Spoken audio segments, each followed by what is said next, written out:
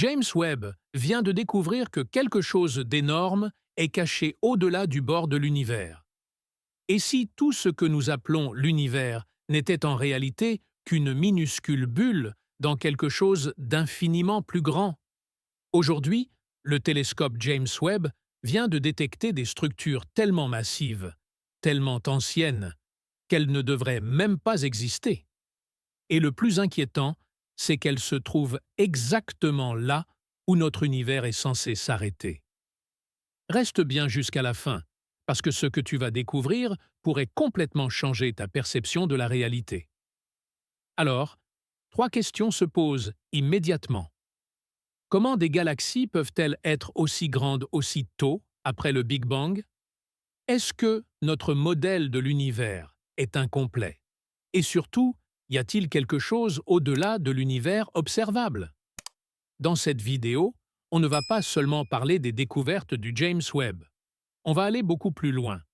On va explorer les anomalies réelles, les hypothèses scientifiques sérieuses et les théories les plus troublantes qui pourraient expliquer ce que nous sommes en train de voir. Et certaines réponses sont bien plus dérangeantes que la question elle-même. Imagine que tu remontes le temps jusqu'aux premières centaines de millions d'années après la naissance de l'univers. À cette époque, tout devrait être simple, brut, inachevé. Mais ce que le télescope James Webb a vu ne correspond absolument pas à cette image. Lorsque les premières données sont arrivées, les astronomes pensaient observer de petites galaxies primitives, des sortes de brouillons cosmiques. Mais très vite, quelque chose d'étrange est apparu.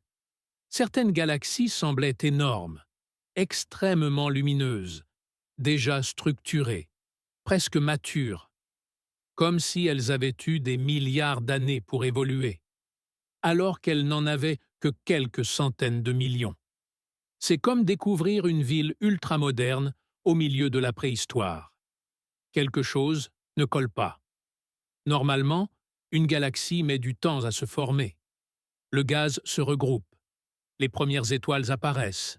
Elles explosent, enrichissent l'environnement. D'autres étoiles naissent.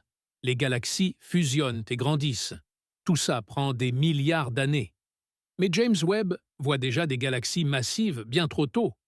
Alors les scientifiques ont vérifié. Encore et encore. Est-ce une erreur de mesure? Un effet optique? Une illusion causée par la lumière? Mais même après vérification, le problème reste entier. Soit la formation des galaxies est beaucoup plus rapide que prévu, soit certaines conditions initiales de l'univers sont différentes de ce qu'on pensait. Ou pire, il manque une pièce fondamentale dans notre compréhension. Et ce qui rend ça encore plus fascinant, c'est que ces anomalies apparaissent précisément aux limites de ce que nous pouvons observer. Et cela amène à une question encore plus troublante. Et si la limite de l'univers n'était pas une limite du tout? Quand on parle du bord de l'univers, on imagine souvent une sorte de mur, une fin, un endroit où tout s'arrête. Mais en réalité, cette frontière n'existe pas. Ce que nous appelons l'univers observable, c'est simplement la distance maximale que la lumière a pu parcourir depuis le début du cosmos, environ 13,8 milliards d'années. Mais la lumière met du temps à voyager. Donc quand on regarde loin, on regarde dans le passé. Cela signifie que nous ne voyons pas l'univers tel qu'il est, mais tel qu'il était. Et surtout, il existe forcément des régions que nous ne pouvons pas encore voir. Imagine que tu sois dans un brouillard. Ta vision est limitée. Mais cela ne veut pas dire que le monde s'arrête là où tu vois.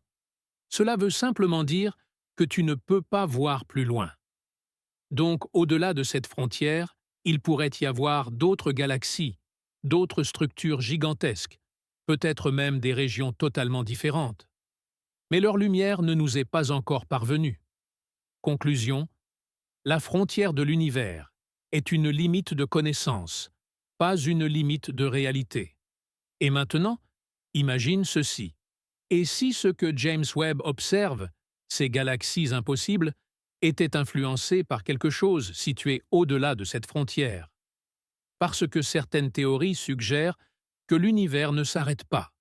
Il pourrait faire partie de quelque chose de bien plus grand. Et là, on entre dans une idée qui pourrait totalement bouleverser ta vision du cosmos. Pendant longtemps, on pensait que l'univers était tout ce qui existe. Mais certaines théories modernes racontent une histoire très différente. Selon la théorie de l'inflation éternelle, l'univers ne serait pas unique. Il serait l'un des nombreux univers possibles. Chaque univers serait comme une bulle flottant dans un immense océan cosmique. Imagine une mousse infinie. Chaque bulle représente un univers. Le nôtre n'est qu'une bulle parmi d'autres.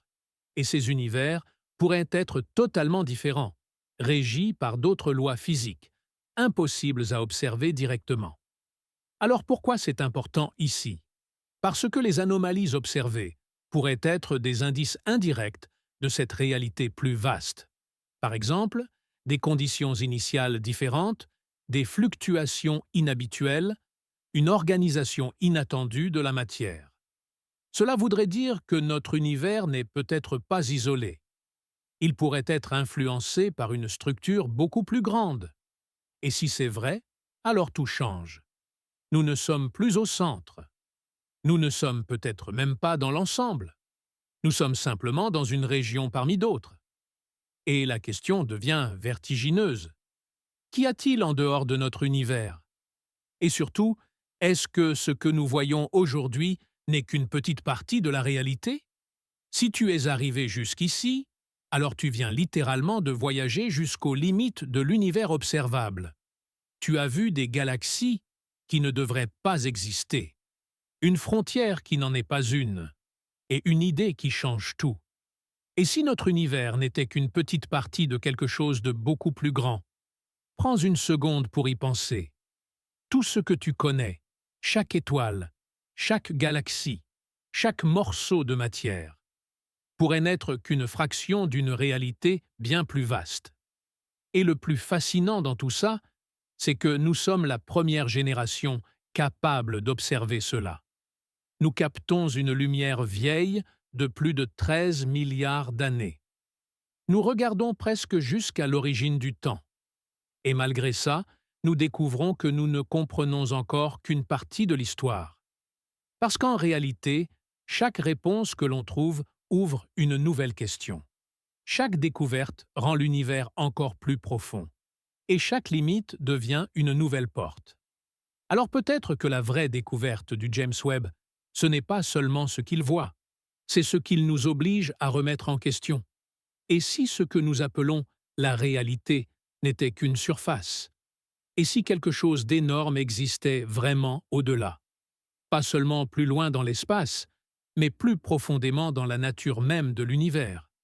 Si tu es arrivé jusqu'ici, alors tu viens de toucher du regard les limites de ce que l'humanité peut observer. Pas une fin, mais une frontière. Une frontière où la lumière devient rare, où le temps lui-même commence à se confondre avec l'inconnu, où nos certitudes deviennent silencieuses. Et pourtant, malgré toute notre technologie, malgré des instruments capables de voir à plus de 13 milliards d'années dans le passé, quelque chose nous échappe encore, quelque chose d'immense, quelque chose d'invisible, quelque chose au-delà. Peut-être que l'univers n'est pas une structure complète.